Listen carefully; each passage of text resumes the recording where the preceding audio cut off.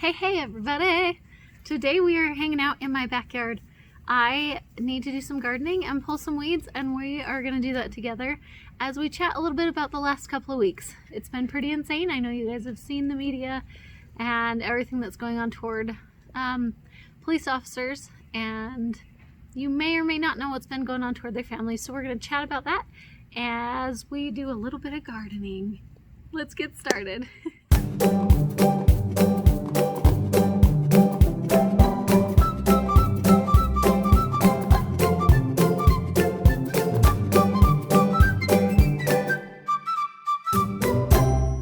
Gardening is one of my happy places. I love to be outside, I love to be in nature, and I love to grow things. Let me show you what my garden looks like right now, and then we'll show you what it looks like once we get all these weeds pulled. Here are our garden boxes right now. This is with lots and lots of unwanted friends. Oh, and a red ball. This is life with children. There we go. I love pulling weeds. Is that weird that I love pulling weeds?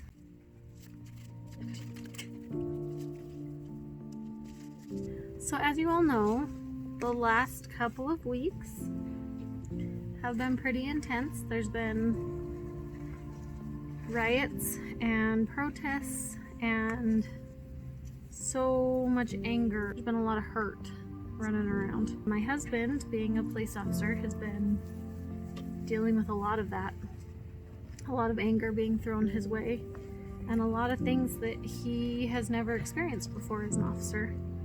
One of those things that we have not quite experienced to this extent before is how much work has been coming home with him. There are times that we have situations, and I told you about that a little bit in my what it's like to be married to a police officer video, and I'll link that right here for you. But never to this extent has work come home with him. There was a thing put out on social media encouraging people to attack police officers' families while the officers are gone working protests. There are threats like that on a fairly regular basis as a police family. The problem with this threat was that it was found to be much more credible, to the point that the department was even telling officers that they needed to warn their families to be careful. The person that was putting out the threat actually took pictures of himself in the driveway of another officer in our area in front of this officer's patrol car at his house. So basically what he was saying is, not only am I threatening your family, but I know where you live too. Like saying that I really can't do it. That was probably the worst night for me. Chris was gone working the protests, and I gathered all the kids up and I made them all sleep in my room, and I of course had to explain to them why, which was a very difficult conversation to have with my children. I have my concealed carry. I'm very confident with my handgun, but I also got the shotgun that night, had that loaded and ready to go. Made sure everything in the house was locked down. I spent the night communicating with other police wives, and we basically spent the evening locking down our homes together, trying to make sure that we all were going to be safe. I wasn't sure what was going to happen that night. I have prepared myself mentally and made the decision that if someone were to enter my home and try to hurt my children, that I am willing to shoot them if that's what I have to do.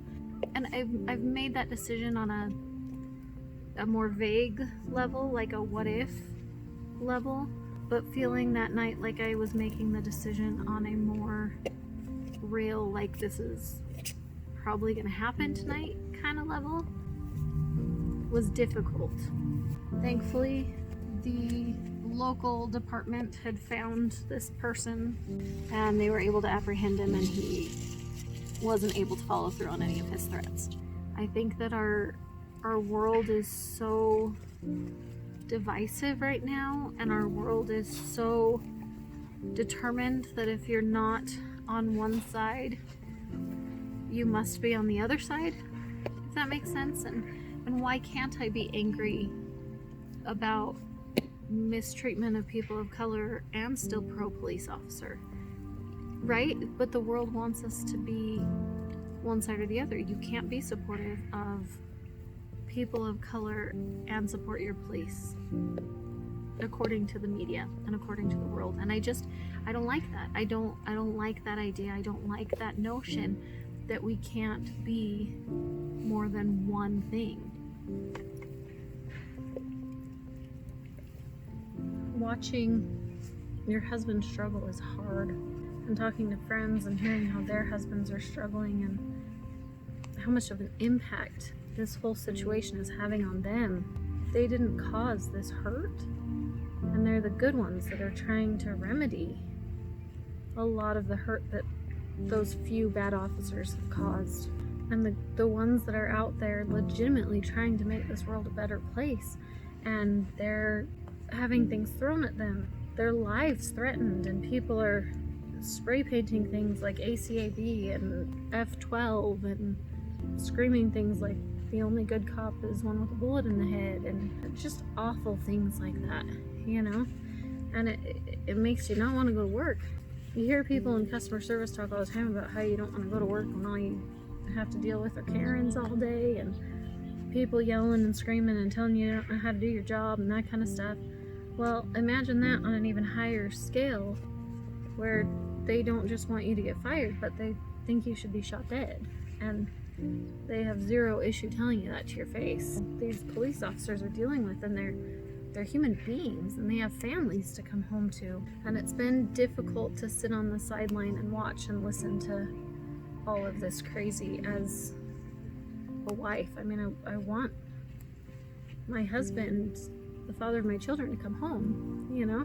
I could sit here and tell you for this entire video all the crazy, awful things that have happened, all the noise, but I feel like that's what everybody's doing, you know?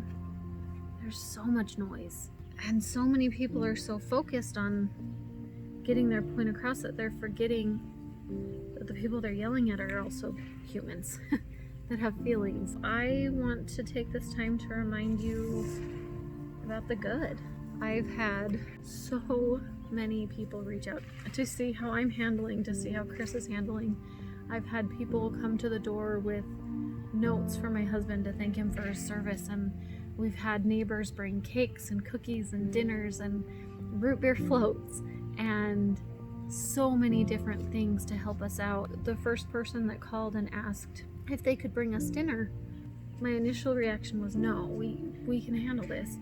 And as I went to respond and say thank you but no, we're fine, I got this feeling that when other people are struggling around me, I want to help.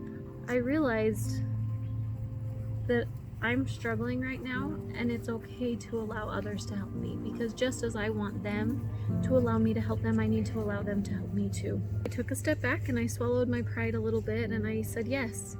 And every time someone offered help of any kind throughout the last week and a half, I said yes, and I was grateful for it. The outpouring of love that we were able to feel as a family because of that was so incredible and so beautiful. The people that are super loud are the ones that we think are the majority. But truthfully, there are so many people that feel the same way that I do, that they don't want anybody to be mistreated no matter the color of their skin. They don't want another situation like what we had in Minneapolis. Nobody wants that. Nobody does, no matter what side you're on. I think it's so easy for us to hear all the screaming loud voices and forget that there are so many other quieter voices that have a much more peaceful message. I want to show you guys some of this good stuff I'm talking about. I want to show you some of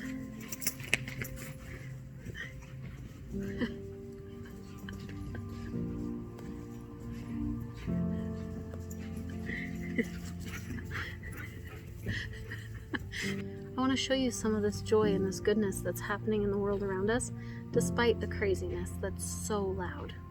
Check this out.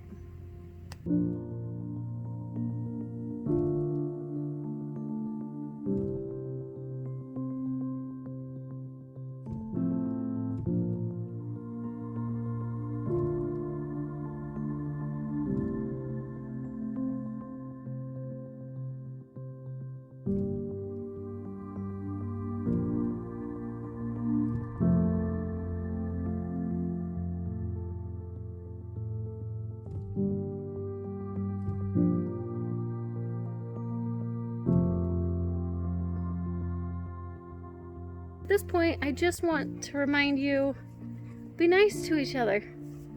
That's how we fix this.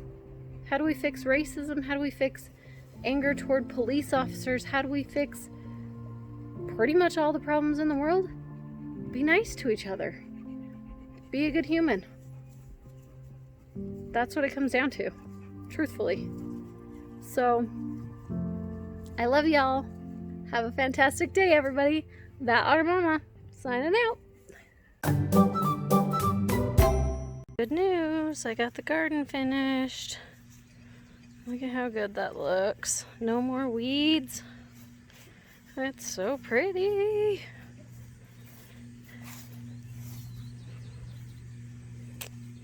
These little guys are struggling in the middle, but we'll get there. We'll get there, little bell peppers.